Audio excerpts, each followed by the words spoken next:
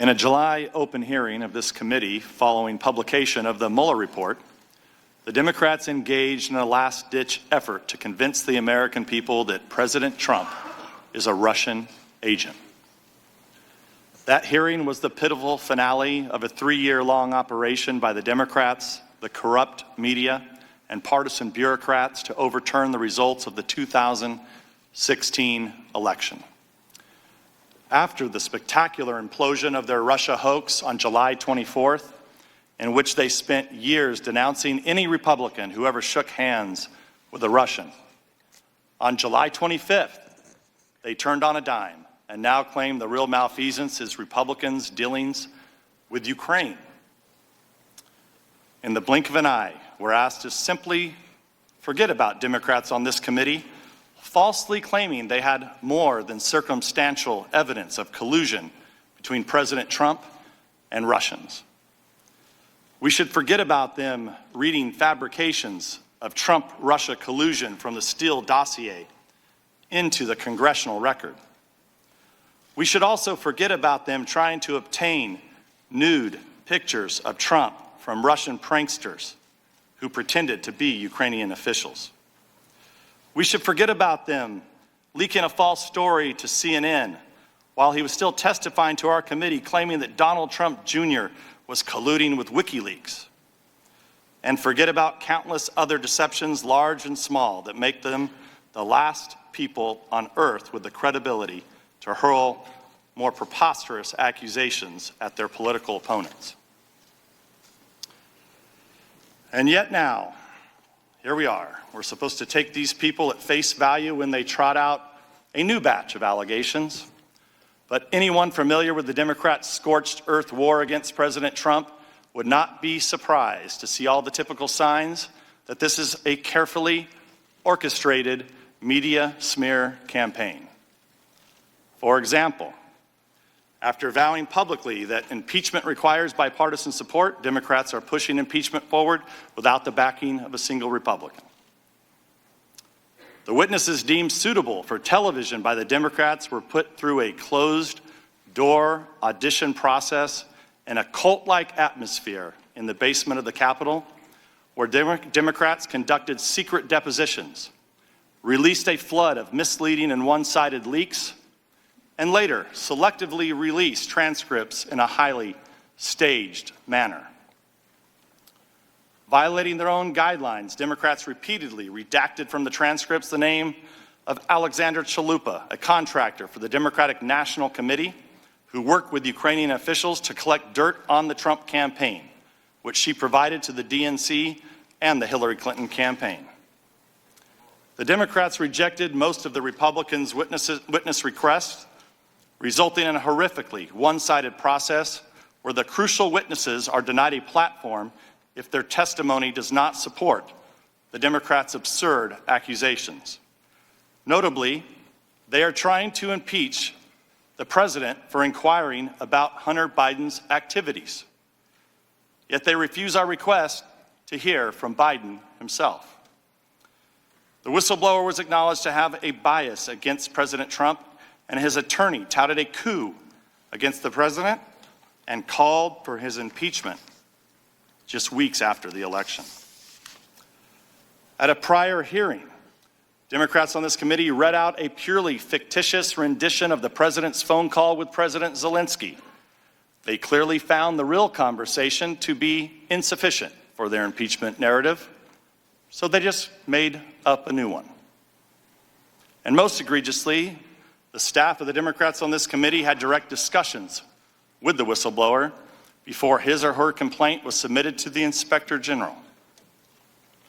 Republicans can't get a full account of these contacts because Democrats broke their promise to have the whistleblower testify to this committee.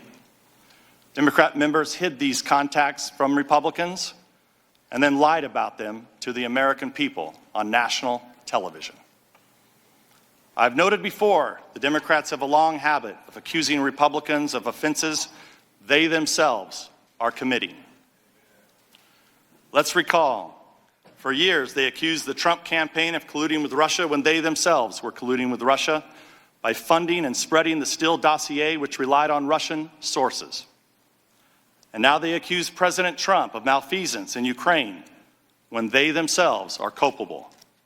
The Democrats cooperated in Ukrainian election meddling, and they defend Hunter Biden's securing of a lavishly paid position with a corrupt Ukrainian company, all while his father served as vice president.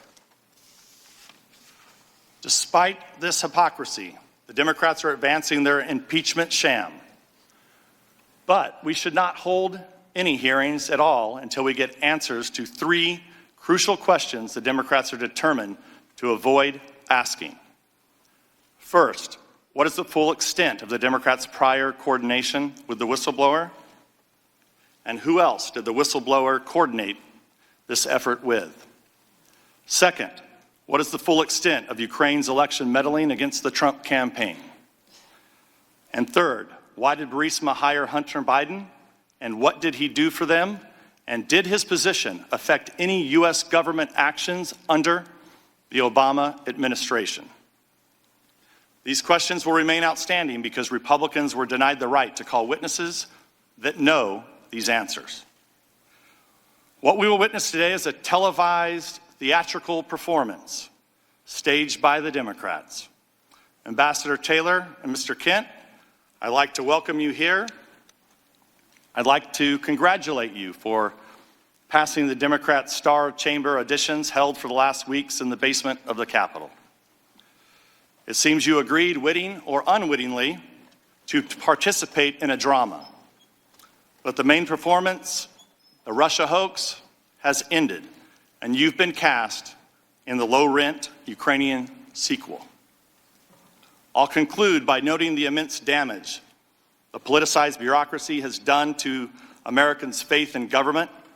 Though executive branch employees are charged with implementing the policies set by our president, who is elected and responsible to the American people, elements of the civil service have decided that they, not the president, are really in charge.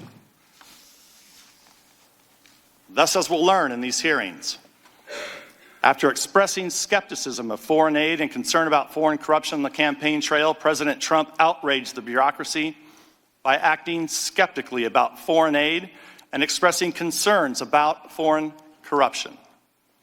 Officials' alarm at the president's actions was typically based on second-hand, third-hand, and even fourth-hand rumors and innuendo.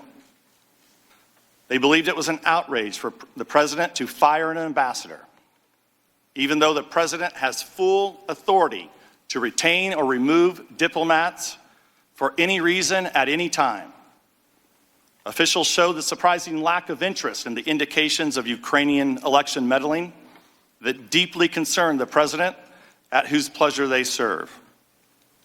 Despite all their dissatisfaction with President Trump's Ukraine policy, the president approved the supply of weapons to Ukraine, unlike the previous administration, which provided blankets as defense against invading Russians.